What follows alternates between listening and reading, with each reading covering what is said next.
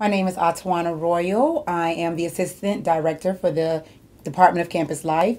I've been here at Clayton State for a little over 7 years now, and in my role, I oversee our student organization administration. I also assist with some multicultural and leadership programming, our campus-wide organization stipend leadership program.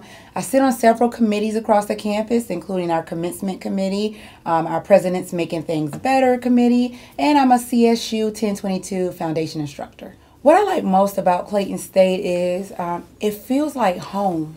It just really does. It gives you that beautiful aesthetic campus lifestyle in terms of the scenery and the very professional and articulate professors, but it feels like home. It feels like everybody knows your name. Everybody is here for the better good of you, your peers, your students, faculty and staff in the community, and it's just a place you want to be. A lot of people kind of misunderstand how funding works and thinks that, we're a university and we just have it all and we get it all. And it's quite the contrary. There is only so much we can do with the dollars given to us from various, agencies and funding. So given, especially those who are friends of education, if you're a friend of prosperity, you're a friend of, livelihood, then it's important for you to give because you're going to make a difference not only in the lives of our students, faculty, and staff, but in your community and in our society as a whole.